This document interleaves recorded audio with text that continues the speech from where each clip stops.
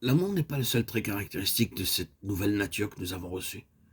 Nous l'employons simplement pour indiquer que cette nature implique une nouvelle tendance ou disposition du corps. Vous et moi, frères et sœurs en Christ, devons être davantage devant le Seigneur pour une disposition du corps. La disposition de ce nouvel homme est la disposition de l'amour. Demandons donc au Seigneur l'accroissement de cette disposition dans le corps de Christ. Tout ce qui est autre que cela est encore le vieil homme. Et il doit être rejeté. Quand quelque chose qui n'est pas l'expression de l'amour de Christ prend naissance parmi nous, en tant que peuple du Seigneur, sous quelque forme que ce soit, et il y a beaucoup de formes de pensée, de sentiments, de paroles, paroles de critique, de jugement, l'amour doit le rejeter. Si vous et moi sommes trouvés avec une telle chose qu'un esprit de critique, envers l'autre, c'est du vieil homme, le vieil Adam, et il doit être rejeté. Nous devons reconnaître que le Seigneur a mis le vieil Adam dans la tombe. Alors, nous devons poursuivre et dire, tu vas à la tombe, c'est là ta place. Le nouvel homme, donc, parle d'une nouvelle nature et une nouvelle disposition. Nous tous avons besoin davantage de cette disposition du nouvel homme, afin que nous marchions dans l'amour.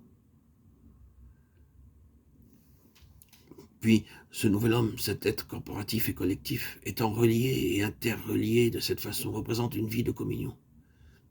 Elle exige une conscience corporative qui est l'une des choses les plus importantes.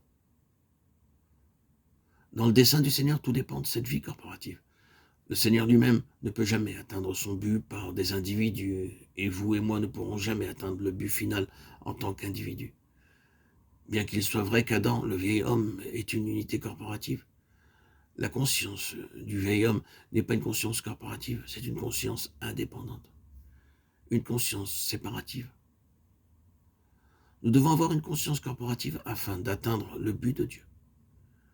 Il y a un certain nombre de chers enfants de Dieu qui restent bien trop longtemps dans un état d'immaturité spirituelle. Ils ne grandissent jamais, beaucoup au-delà de l'enfance spirituelle. Vous pouvez en connaître depuis des années et les trouver actuellement dans le même état de simple enfance, comme quand vous les avez vus pour la première fois. Or, on dira, c'est très bien et très bon d'être un simple enfant du Seigneur. Eh bien, ayons toujours un esprit comme un enfant, cherchons toujours à être animés d'un esprit pur et simple devant le Seigneur. Mais rappelons-nous qu'il y a une différence entre le fait d'être comme des enfants et l'enfance. Il y a toute une différence entre garder cette simplicité, cette pureté, cette franchise, cette disposition à apprendre de l'enfant, et une compréhension retardée, une capacité lente à saisir les choses spirituelles et à assimiler la nourriture destinée à ceux qui sont d'un âge plus avancé. Le problème, pour beaucoup de personnes, ou la cause de leur propre maturité retardée, est qu'elles évoluent simplement à leur gré. C'est-à-dire qu'elles sont des papillons passant simplement d'une chose à l'autre sans vie corporative, sans vie reliée au corps. Un papillon est vraiment un joli insecte quand il voltige, mais il y a toute une différence entre un papillon et une abeille. Une abeille peut aussi aller d'une fleur à l'autre, mais elle agit ainsi dans un but qui est très bon. La vie de l'abeille est une vie corporative, celle du papillon n'est pas une vie corporative, c'est une vie individuelle. Une maturité retardée, une croissance spirituelle arrêtée au ralenti sont très souvent dues à ce manque de sens de vie corporative qui est lié à la vie du peuple du Seigneur, d'une manière définie et positive. C'est le chemin de l'élargissement, c'est la loi du nouvel homme.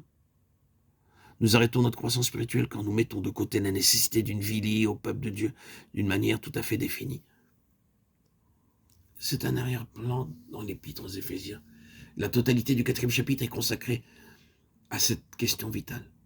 Le nouvel homme y est présenté comme étant l'Église, le corps de Christ. Et ce nouvel homme doit grandir et parvenir à la mesure de la stature, de la plénitude de Christ.